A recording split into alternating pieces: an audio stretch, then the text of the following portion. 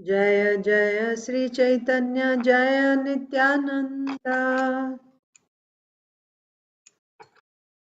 Jaya Nityananda Jaya Advaita Chandra Jaya Gaura Bhakta Vrinda Jaya Advaita Chandra Jaya Gaura Bhakta Vrinda Jaya Jaya Sri Caitanya Jaya Nityananda Jaya Jaya Sri Chaitanya Jaya Nityananda Jaya Advaita Chandra Jaya Gaura Bhakta Vrinda Jaya Advaita Chandra Jaya Gaura Bhakta Jaya Vrinda Jaya Sri Caitanya Jaya Nityananda Jaya Jaya Sri Chaitanya Jaya Nityananda Jaya Advaita Chandra Jaya Gaura Bhakta Vrinda Jaya Advaita Chandra Jaya Gaura Bhakta Jaya Vrinda Advaita Chandra Jaya Gaura Bhakta Vrinda Jaya Advaita Chandra Jaya Gaura Bhakta Vrinda Sri Chaitanya Bhagavat ki Jai, Srila Vrindavan Jai Das Thakur ki Jai, Srila Jai Prabhupada ki Jai, Samaveta Jai Gaur Bhakta Vrinda ki Jai. Jai Om Ajnanatimirandhasya Jnananjanasalakaya Chakshurunmilitam Yena Tasmai Sri Gurave Namaha. Sri Chaitanya Manobhishtam Sthapitam Yena Bhutale Swayam Rupaha Kada Mahyam Dadati Swapadantikam. Nama Om Vishnupadaya Krishna Presthaya Bhutale Srimate Bhaktivedanta Swaminiti Namine. Namaste Saraswate Deve Gauravani Pracharine Nirvishesha Shunyavadi Paschatya Deshatharine. Jai Sri Krishna Chaitanya Prabhu Nityananda Sri Advaita Gadadhar Srivasadi Gaur Bhakta Vrinda. Hare Krishna Krishna Krishna Hare Hare Hare Rama Rama Rama Hare Hare Krishna. Dear devotees, welcome to this week's Chaitanya, this weekend's Chaitanya Bhagavat reading. So we are reading from the Antya Khanda of Sri Chaitanya Bhagavat. So Antya Khanda is beginning with the acceptance of Mahaprabhu's sannyas. So we have been reading that Mahaprabhu went to Ramakeli, desiring to go to Mathura. He went up to Ramakeli, and then there he was informed by Rup Sanatan Goswamis not to go to Vrindavan with such a big crowd, because wherever Mahaprabhu went, people were, just in large numbers. They were just gathering around him. And with such big numbers, you should not be going to Vrindavan. So from there, Mahaprabhu decided, I want to go back to Jagannath Puri. He just decided. So on the way, he stopped at Advaitacharya's home. And in Advaitacharya's home, Mahaprabhu reciprocated with Achyutananda, Advaitacharya's son. And then Advaitacharya called for Sachimata to cook for Mahaprabhu, well, just for a reunion with Sri Chaitanya Mahaprabhu. And then Sachimata cooked a grand feast for Mahaprabhu. And after honoring that feast, Mahaprabhu sat down with all the devotees, and the devotees, Murari Gupta was there. So along with Sachimata, when in Navadvip everyone heard that Mahaprabhu is in Shantipur, then everyone came, all the devotees there came to see Mahaprabhu. So seeing Murari Gupta, Sri Chaitanya Mahaprabhu said, please recite the 8 verses that you have composed about Lord Ramchandra. And Murari Gupta recited, and Mahaprabhu became so pleased, and he gave a blessing that by my blessing, O Murari Gupta, you will overcome all obstacles and birth after birth, not birth after birth, eternally, because Murari Gupta is an eternal associate, but you will overcome all obstacles in your devotion to Lord Ramchandra. You will eternally be the servant of Lord Ramchandra, like that. And then anyone who takes shelter of Murari Gupta, he will also attain the lotus feet of Lord Ramchandra. So and then when all the devotees heard the mercy that Mahaprabhu is showering on Murari Gupta, everyone became so joyous, and they were saying Jai, Jai, like that. Then one leper came right at that time, and then he was very distressed and he said, "Oh Lord, you are Dina Bandhu, you are Karuna Sindhu, an ocean of mercy. Therefore, I have come to you. You have descended just to deliver the fallen souls. Uh, so I have come. Please relieve me from this pain. I'm not able to bear this pain of leprosy." So Mahaprabhu said, Die, die, you sinner. You deserve to suffer much more. And you are already feeling how to tolerate this, right? This is just the beginning. How will you tolerate when you'll be sent to the hell called Kumbhipaka? You know what is Kumbhipaka? In Srimad Bhagavatam, we read Kumbhipaka is where they cook you in hot, boiling, right? Oil. You'll be fried in that, but you don't die. You'll suffer the pain. It's the same thing, right? Like pakodas are fried, like that you're getting fried, but you don't die. You just suffer that pain. So if you're not able to tolerate this leprosy, how you will tolerate the pain that is awaiting you in Kumbhipaka? What was this person's offense? He blasphemed Vaishnavas. You have blasphemed Vaishnavas. And then Mahaprabhu went on to glorify who is a Vaishnava. How glorious is a Vaishnava, that actually it is only because of the Vaishnavas that anyone is able to understand Krishna. For a conditioned soul, it is not possible to understand Krishna. There's no way he can know Krishna or understand Krishna. It is only by the mercy of a Vaishnava that uh, that this world is able to uh, come to know about Krishna. And until and unless you take to devotional service to the Supreme Lord, there's no way that anyone can be relieved from the sufferings of this world. So therefore, our lives, our deliverance is dependent on the mercy of a Vaishnava. And then Krishna goes on to say how much, Lord Chaitanya Mahaprabhu, so actually Srila Vrindavan Das Thakur says how much Krishna loves his devotees, how much he values his devotees. So quoting this verse from Srimad Bhagavatam, where Lord Narayan is saying to, actually Lord Krishna is saying to Uddhava, right? Uddhava as a devotee, right? My dear devotee, Uddhava, nobody is as dear to me, right? Neither Lord Brahma, Lord Shiva, nor Anantasesh, or even Lakshmi is dear to me, as dear to me as you. In fact, even I myself am not as dear to me as you are. So Krishna loves the devotees so much. He values them more than himself, more than his wife, Lakshmi Devi, more than his own personal expansion, who's always obedient, right? Who's Anantasesh, Lakshman. You're more dear to me than my own, servant, my own brother, my wife, my expansions, Gunavatars, Lord Brahma, Lord Shiva. So when someone blasphemes such a Vaishnava, what is the result? Right? So you are a sinful person. Like that, Mahaprabhu didn't show any compassion seeing the suffering of this leper, because Mahaprabhu does not tolerate offenses to Vaishnavas. So now we will see exactly who is this person and what blasphemy did he do. And also, what is the glory of Vaishnava? Because of Vaishnava, this whole creation is made glorious. How exalted. Why the Lord loves the Vaishnavas so much? They're so great, so exalted. Simply by their glance, they remove all the sins in all the directions, of all the people in all directions. When they chant in Kirtan, raising their arms, right, by their dancing, the earth is made fortunate. When they raise their arms, the Swarga is made fortunate. And wherever, in whichever direction they look, all the people in all directions become fortunate. They become relieved of all their sins. This is the glory of a Vaishnava. So we'll continue from here now. Srivas Pandit is a great Vaishnava. You are a sinner.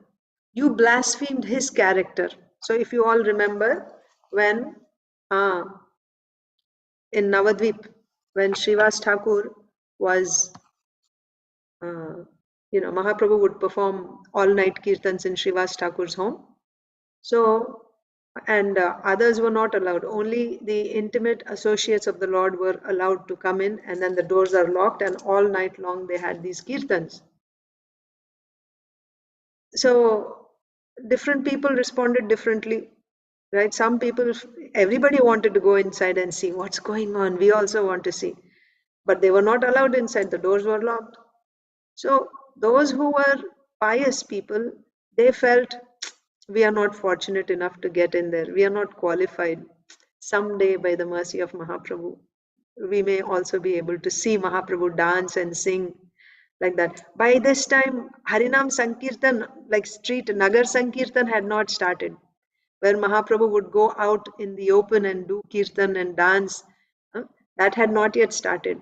So they could only hear, they couldn't see Mahaprabhu dance and do kirtan, they couldn't see. So those who are pious people, they felt that, um, um, you know, we are not fortunate enough, right? Like that. And some would go and beg Srivas Thakur, please allow me, I want to see, just once let me see, like that. But also there were these blasphemers, right? So the blasphemers means offenders, right?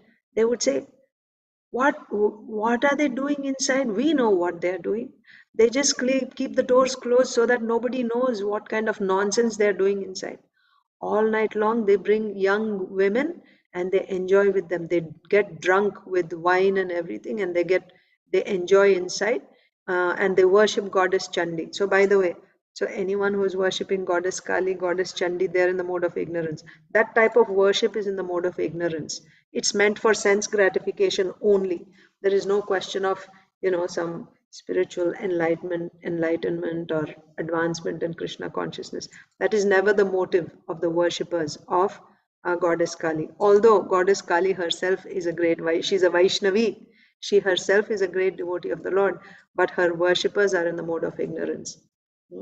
So, so they're saying all night long they're worshipping goddess Chandi, drinking wine and enjoying with these young ladies, like girls, and they don't want anyone to know what they're doing inside. That's why they keep the doors closed. So like this they would talk, right? It's like grapes are sour, Srila Prabhupada says, right? One jackal comes and tries for the grapes, but they are so high it's not able to reach. And finally, after getting tired, jumping, trying to get, when he doesn't get, then he says, these grapes are not so good. Grapes are sour. Who wants these grapes? Useless grapes. And it goes away. Like that, they want to go inside and see what's going on. And when they're not able to find, they're not able to get entry, now blaspheme them, right? Oh, they're just nonsense, this and that, like that. So that was also, well, that is an offense certainly. But there was then this one person, one Gopal Chapal, right? Tantric, he was also a tantric. Tantric means he's a Shakta, a Brahmana. So he went to the next level. He put all these paraphernalia just to uh, uh, just to mm, spoil the name of Srivas Thakur, make him look like a wicked person in the eyes of the society. It's one thing to say that he is this and that, and people can say, what is the proof, right? So then to prove that Srivas Thakur is actually doing all these things, he brought a whole, like all paraphernalia that are meant for worshipping goddess Chandi. He kept them outside, like kumkum and rice in kumkum and things like that, whatever they use to worship goddess Chandi, and kept them at his door. And in the morning, when Srivas Thakur opened the door and he saw that now Srivas Thakur is such a Vaishnava, immediately he understood the whole plan, the whole idea, right? Whoever did this wants to show everyone that I am not a Vaishnava, I am a Shakta, and I'm doing all types of sinful activities inside. So when Srivas Thakur opened the door in the morning and when he saw all that, he called for all the neighbors, right? And he said, come, come, come, come, come. You don't know what type of a person I am now. It's openly, visible to everyone. See, this is what I do at night. This is what I do every night. So now it is clear, right? Everyone can see. All the people, the neighbors felt very bad seeing this. And they said, "Oh my God, who did this?" And immediately they picked up and threw it away and cleaned that place nicely. The neighbors were doing this because the neighbors knew what kind of a personality, they knew the character of Srivas Thakur, such an exalted Vaishnava, like that. But the person who did this is the one who got leprosy. So that's what Lord Chaitanya Mahaprabhu is referring to here. So, Srivas Pandit is a great Vaishnava. You are a sinner. You blasphemed his character. These flames of leprosy are only the root of your punishment. So when you start a plant, right? How do you do it? You sow the seed, right? And from the seed, what comes out? Actually, the radicle and the plumule. Radicle means that which goes down as a root, and plumule grows up as a shoot, as a stem. So the first thing that comes out, that is going inside the root, and from the root the nourishment will come. It will start taking nourishment, from the earth and water, and then it starts supplying all nutrients to the shoot, and then the plant starts growing and it becomes a big tree eventually. So your suffering for that blasphemy of Srivas Thakur, you have a whole big tree coming up. What you're suffering now, this leprosy, it is just that root, the initial root that's coming and it's growing. So it's just the beginning of your suffering. And then you have to suffer so much more, which is awaiting you in the future. So Mahaprabhu is saying here that uh, these flames of leprosy are only the root of your punishment. Yamaraj will punish you much more in the future. You are unworthy to be seen by me. I am not the one to deliver you. Yes, actually, in the yesterday's reading, we also saw Mahaprabhu said, even if a saintly person sees you, his suffering will begin. That means he will get sinful reactions simply by seeing you. Even if a saintly person sees you, you are so bad that even if a saintly person sees you, his suffering will begin. So Mahaprabhu is also saying, I am not the person to deliver you. I am not going to give you any mercy. You are so, you have blasphemed the Vaishnava, like a Vaishnava like Srivas Thakur. I will never forgive you. Right? You are unworthy to be seen by me. I am not the one to deliver you. Hearing the Lord's words, the leper placed a blade of grass between his teeth and pitifully said, right? Dante trinadhari, right? Keeping grass between your teeth means you are taking you're taking an extremely humble position. That's what it signifies, taking grass between teeth. So this leper, he took grass between his teeth and he began to beg Sri Chaitanya Mahaprabhu very pitifully. I do not know anything. I hate my own self. I went mad and I blasphemed the Vaishnava. You see, when we commit that offense, we don't realize the consequences, isn't it? Just in the, what do you say, by the, you know, whatever the circumstance, like you just enjoy it at that moment, basically, right? You enjoy that, hearing another Vaishnava's faults. Oh, really? And then what happened, right? We enjoy that, some scandals and, this or that.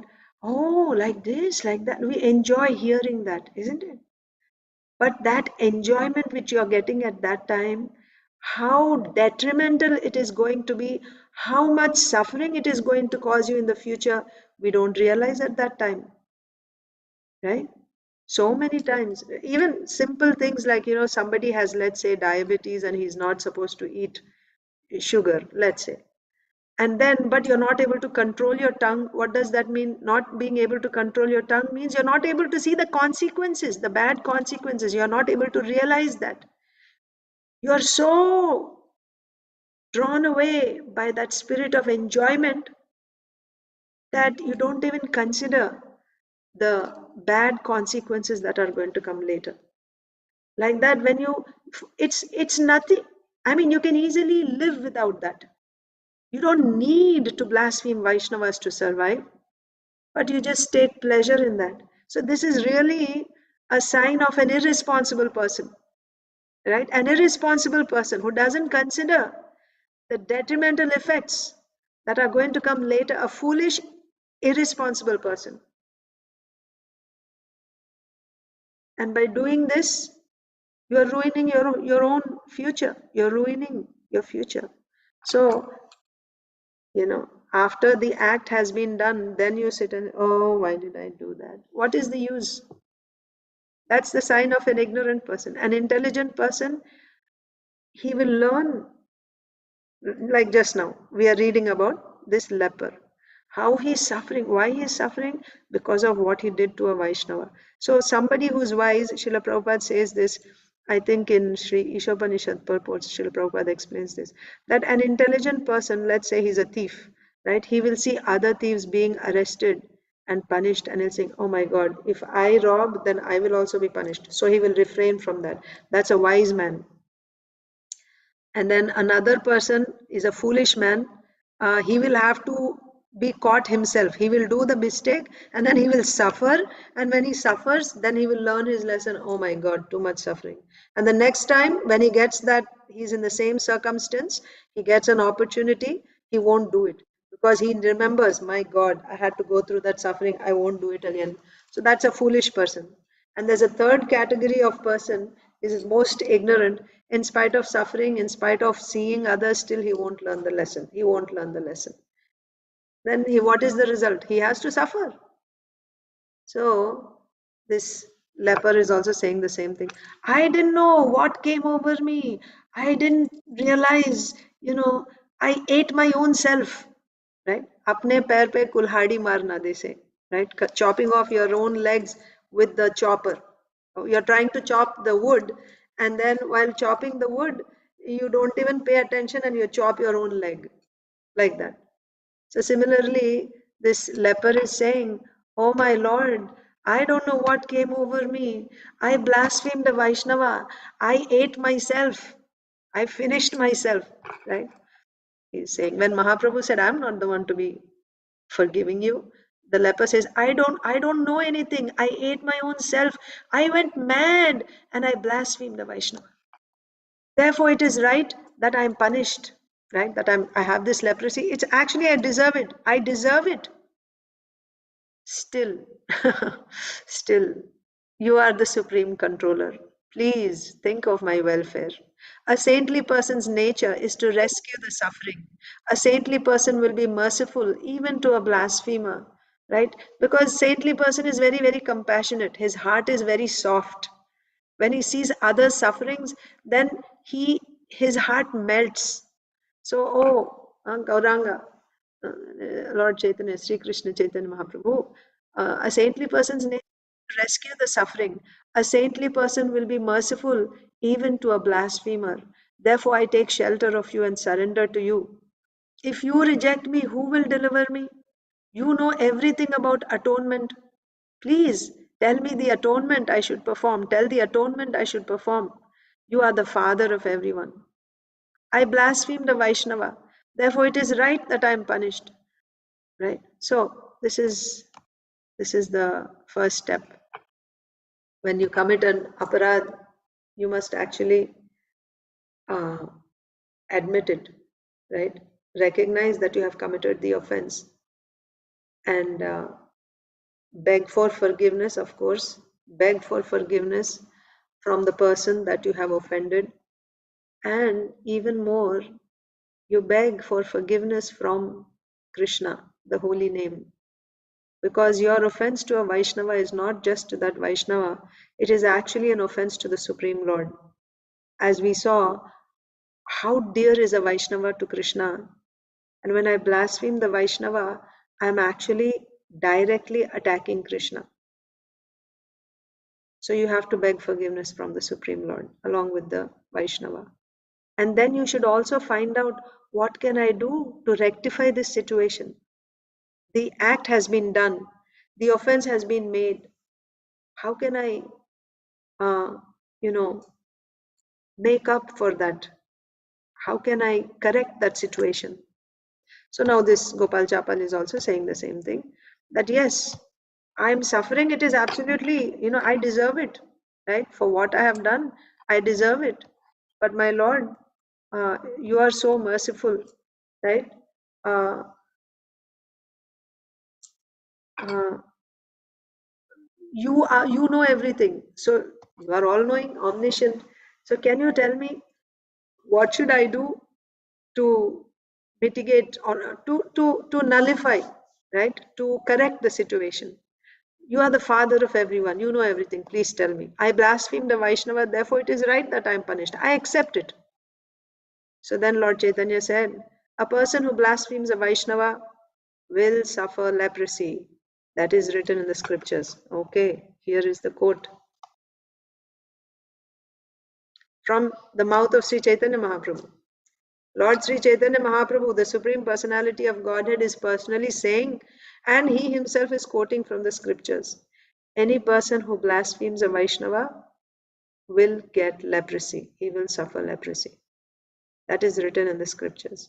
That is only his present punishment. How many torments will he suffer from Yamaraj? And he will go to hell also. He will go to hell also.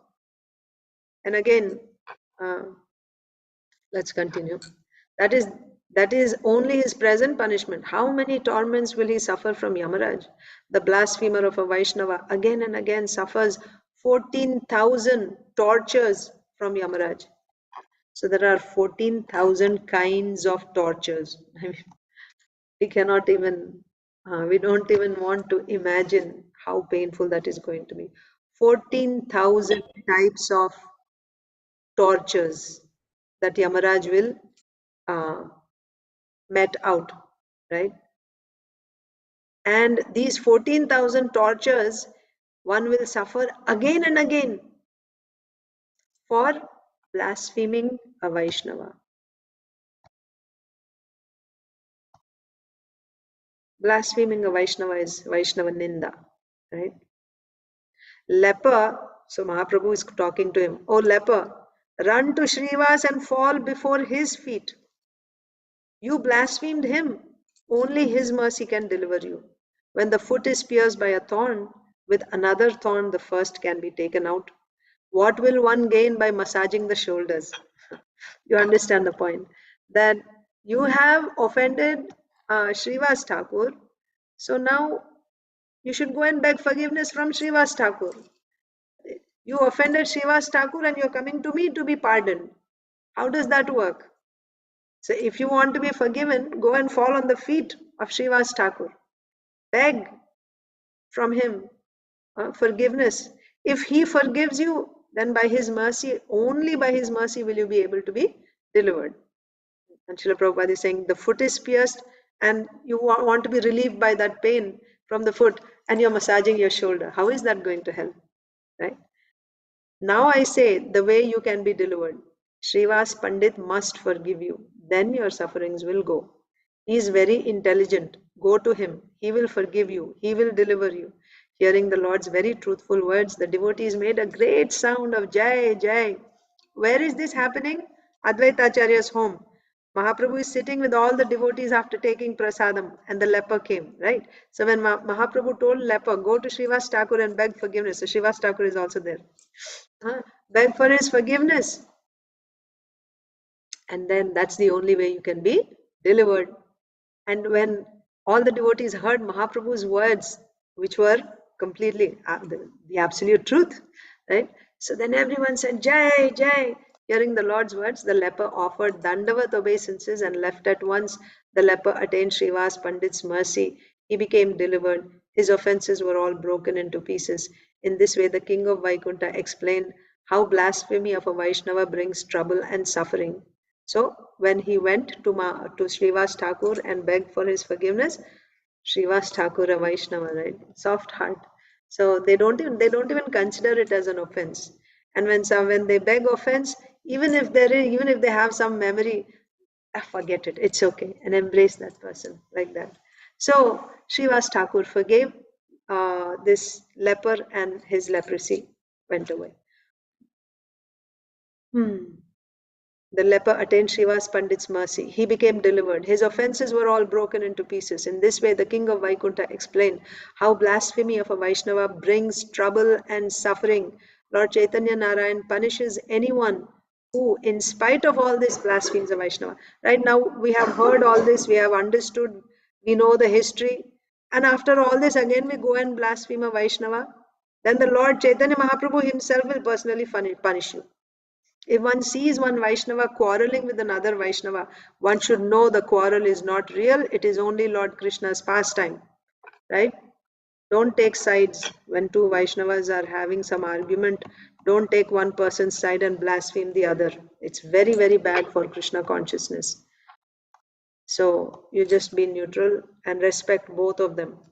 Satyabhama and Rukmini quarreled, but the truth is they were in harmony. Yes. So if somebody says, "Oh, I'll take the side of Rukmini and Satyabhama is this and that," dangerous, very, very dangerous. Satyabhama and Rukmini both quarreled, but the truth is they were in harmony. It only looked like they quarreled. In the same way, the Vaishnavas never quarrel. Lord Chaitanya arranges their quarrels for his pastimes.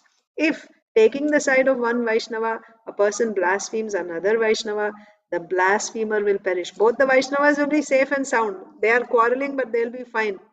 But the person who's taking the side of one Vaishnava and blaspheming the other one, that person who's taking sides, he will perish. He'll be finished. He'll go to hell and suffer. With one hand, he serves the Lord. This person who's taking sides, with one hand is worshipping the Lord, and with the other hand, he tortures the Lord. As we discussed earlier, when you offend a Vaishnava, you're directly attacking the Lord. So on one hand, you're worshipping the Lord, and with the other hand, you're torturing the Lord. How will any good come to him? The devotees are Lord Krishna's own body. One who knows this becomes very peaceful and very serious, right? A person who, seeing that they are not different, worships both Lord Krishna and the Vaishnavas and also serves Lord Krishna's feet, crosses beyond this world of birth and death. So it's not one or the other, you have to do both. You have to worship Krishna and you have to worship the Vaishnavas. A person who hears and sings these sacred descriptions will never find blasphemy of a Vaishnava take birth within him. So what is the easiest way? What is the easiest way to overcome? Now I have this tendency, I have this conditioning. Somehow, when the circumstance comes, I'm not able to control myself and I regret later. And again it happens. What is the remedy? How do I give up this bad habit? I know it's a bad habit, but I'm not able to overcome it. Certainly, we should pray to the Lord. First thing is, you recognize that there is a problem. I have this tendency. Don't just justify, actually, that person did this, you will never solve the disease that way. Recognize that I have a problem. And after recognizing it, now find the solution. What to do? Pray to the Lord. Pray to the Lord. I don't want this. And here from Srila Vrindavan Das Thakur's Mahajano Yena Gatasya Pantha, right? Mahajans, follow in the footsteps of Mahajans, follow their guidance. So Srila Vrindavan Das Thakur is saying, you hear this pastime again and again.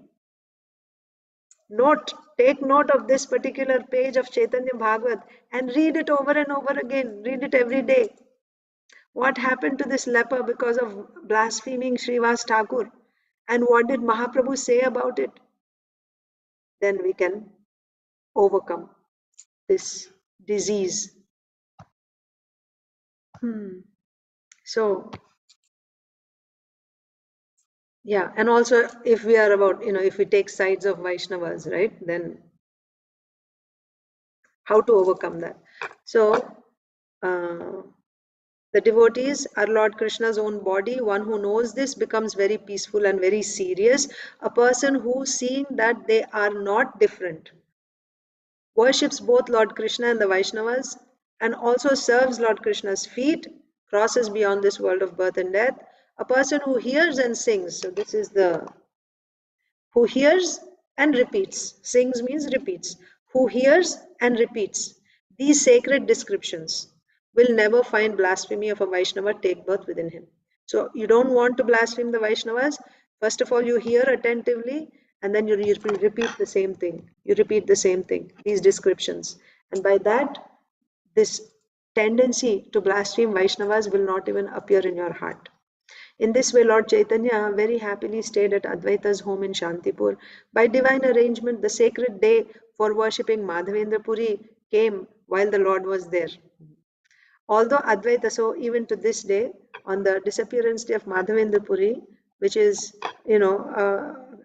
a couple of hours away from Mayapur, all the devotees, so it is in Shantipur. So in Shantipur, in Advaita Acharya's home, every year on the disappearance day of Madhavendra Puri, there's a grand festival, and uh, all devotees, the temple in ISKCON Mayapur arranges for devotees, arranges buses for devotees to go there on that day, because they serve out khichdi prasadam that day.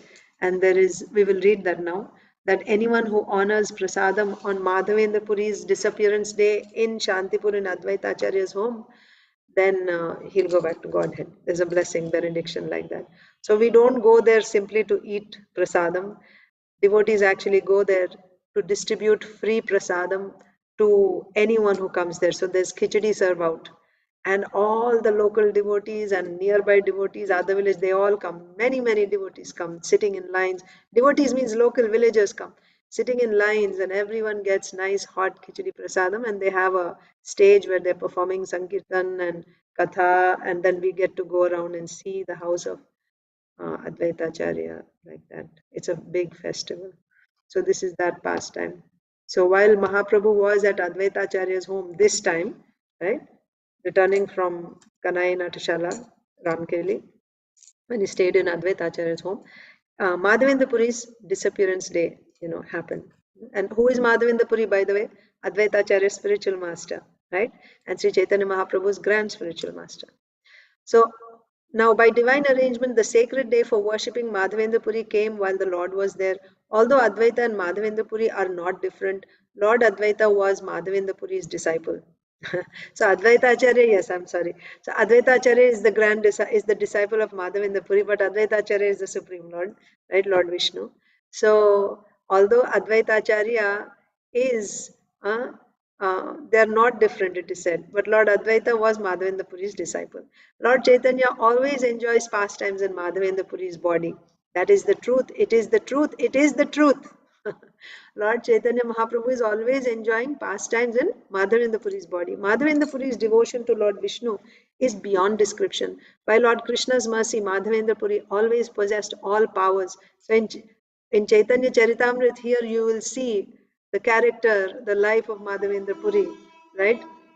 There's a long description. That is why Srila Krishnadas Kaviraj Goswami covers those aspects which are not covered by Srila Vrindavan Das Thakur, like that. So Madhavendra Puri's devotion to Lord Vishnu is beyond description. By Lord Krishna's mercy, Madhavendra Puri always possessed all powers. Giving all your attention, please hear the auspicious story of how Lord Advaita became a disciple of Madhavendra Puri. Actually, we are running out. We ran out of time, but I want to just finish this page, so I'll have a bookmark. Okay. Madhavendra Puri's devotion to Lord Vishnu is beyond description. By Lord Krishna's mercy, Madhavendra Puri always possessed all powers. Giving all your attention, please hear the auspicious story of how Lord Advaita became a disciple of Madhavendra Puri. In the time before Lord Chaitanya descended, so this was before Mahaprabhu's appearance in this world, the whole world was empty of true devotion to Lord Vishnu. By Lord Chaitanya's mercy, Madhavendra Puri always floated in an ocean of spiritual bliss and love. So this is at that time when there was no Sankirtan in the world here. Like, not on a Sankirtan movement was started by Chaitanya Mahaprabhu. And people were all materialistic, right? You remember the appearance, what were the circumstances when Sri Chaitanya Mahaprabhu appeared. So, um, um, yeah. So this is, but even in that time, this was even before Advaita Acharya, right? Advaita Acharya became a disciple of Madhavendra Puri. But Madhavendra Puri, he, uh, Yeah, I'll just read it. By Lord Chaitanya's mercy, Madhavendra Puri always floated in an ocean of spiritual bliss and love. Tears, trembling, roaring, thundering, loud laughter, perspiration, being stunned, and hair standing up were always manifest in his body. He always meditated on Lord Krishna. He was never in external consciousness. This is similar to what we see in Sri Chaitanya Mahaprabhu, isn't it? Now we are reading Sri Chaitanya Charitamrita. Mahaprabhu's ecstasies. This was being manifested in Madhavendra Puri's body way before Mahaprabhu appeared. He always meditated on Lord Krishna. He was never in external consciousness. He was not even aware of how he performed ordinary duties. He was never in external consciousness. While walking on the pathways, he would joyfully chant Hari and dance. Sometimes he would faint in ecstasy. For 6 or 9 hours, external consciousness was not present in his body. Sometimes he would weep in separation from Lord Krishna. His tears were like the Ganga. It is very wonderful to describe them. Sometimes he would laugh very loudly, tasting the nectar of spiritual bliss. He was sometimes clothed only by the four directions. In these ways, Madhavendra Puri tasted the happiness of devotion to Lord Krishna. Still, seeing the world empty of true devotion, he became unhappy. Again and again, he thought of the people's welfare. He thought Lord Krishna should come here. No one knew anything about Sankirtan, of chanting Lord Krishna's names, or about festivals to honor Lord Krishna. People knew only about pious deeds and rules of conduct, right? They were only about doing your dharma. Then by dharma, you'll get artha. With artha, you'll have, like you do the duties according to scriptures, of course. You do your duties. By doing that, by following dharma, by being religious, you'll get lots of money. And with that money, you can enjoy life. That's all they knew. Keeping all night vigils, they sang songs glorifying Goddess Mangala Chandi. So, like that. So, we will read this again next weekend. On Saturday, we will read about Madhavendra Puri again. Thank you all so much. Hare Krishna, dear. Thank you. Thank you, Mataji. Hare Krishna. Hare Krishna. Thank you, Mataji.